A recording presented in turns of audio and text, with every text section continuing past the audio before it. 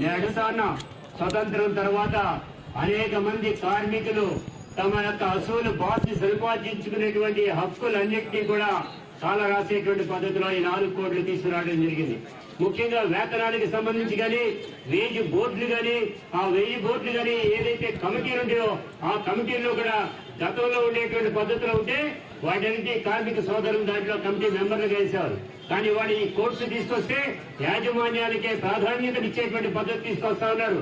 సమ్మె చేయకూడదట, సమ్మె చేస్తే 5 లక్షల పైనట, యూనియన్ పెట్టకూడదట, యూనియన్ పెడితే కనుక జైల్లో పెడతామనేటువంటి పద్ధతి ఈ కోడ్లో ఉదహరించడం అనేటువంటి జరిగింది.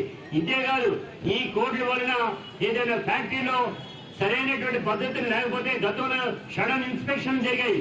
కానీ ఈ రోజున తీసుకునేటువంటి దానిలో యాజమాన్యానికి చెప్పి ఆ తర్వాత డైరెక్ట్ గా వెళ్లి ఇన్స్పెక్ట్ చేసేటువంటి పద్ధతి అంటే యాజమాన్యాలకి వంట పాడేటువంటి పద్ధతిలో ఈ కేంద్ర ప్రభుత్వం తీసుకునేటువంటి నిర్ణయాల భాగం.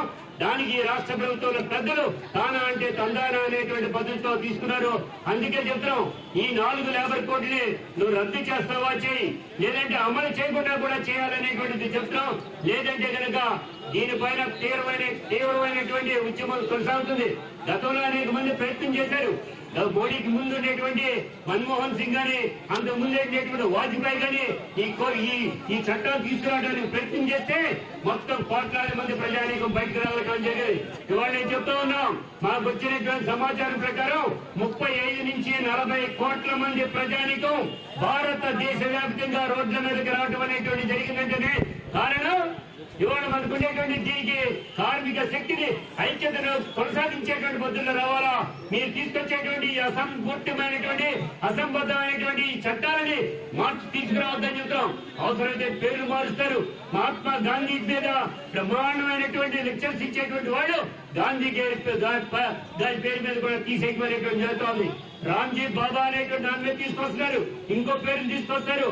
మీరు చేసేటువంటిది ఏది పడితే అది ప్రైవేటైజ్ చేస్తున్నారు. నేను అడుగుతా ఉన్నా, ప్రతి కంపెనీని ప్రతి ప్రభుత్వ రంగ సంస్థని ప్రైవేటైజ్ చేస్తున్నారు.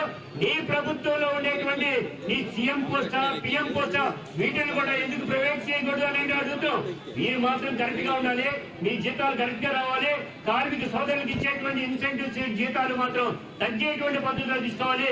కార్మికులు పని చేయట్లేదు అనేటువంటి మాట మాట్లాడుతూ ఉంటారు కొంతమంది. ఇది సరైనటువంటి కాదండి.